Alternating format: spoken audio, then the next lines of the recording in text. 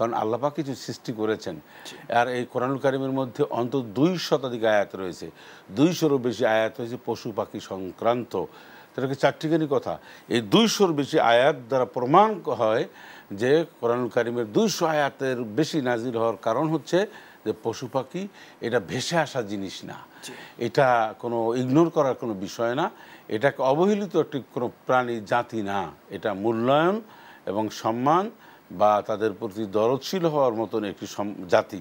হ্যাঁ, এটার ব্যাপারে আর রাসূলুল্লাহ সাল্লাল্লাহু আলাইহি সাল্লাম হাদিস এবং কোরআনুল কারীমের মধ্যে যে 200 শতাধিক আয়াত রয়েছে তাদের খাদ্য সামগ্রীর ব্যাপারে, তাদের চড়ানোর ব্যাপারে, তাদের ইতিহাস সম্পর্কে, তাদের মর্যাদা সম্পর্কে অনেক আয়াত রয়েছে কোরআনুল কারীমের মধ্যে।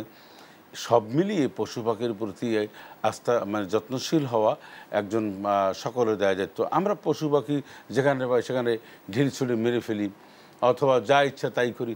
একটা প্রাণী তো, নবীজি বলছেন তুমি যদি একটা অহেতুক নিষ্প্রয়োজনে একটা প্রাণীকে হত্যা করো তাহলে কিয়ামতের দিন তার হিসাব নেবে। সহিহ হাদিস।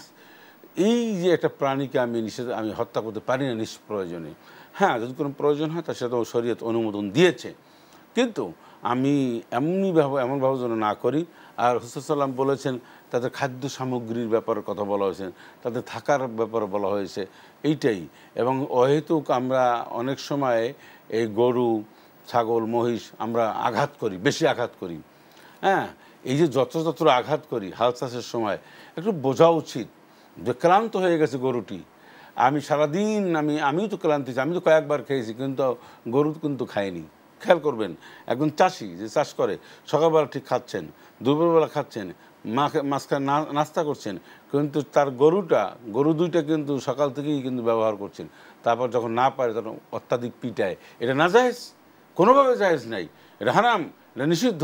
এভাবে একটা বোয়া প্রাণীকে অহেতুক পিটানো, টর্চার করা, তার উপরে জুলুম করা, তার উপরে এরকম নিপীড়ন করা, নির্যাতন করা, এটা ইসলাম না মানে নেগেটিভ করেছেন। ইসলাম এটা নেতিবাচক দৃষ্টিতে দেখেছেন, এটা নাজায়েজ মনে করেছেন, ইসলাম এটাকে নিষেধ করেছেন এক কথায়, শুধু এটা সঠিক নয়।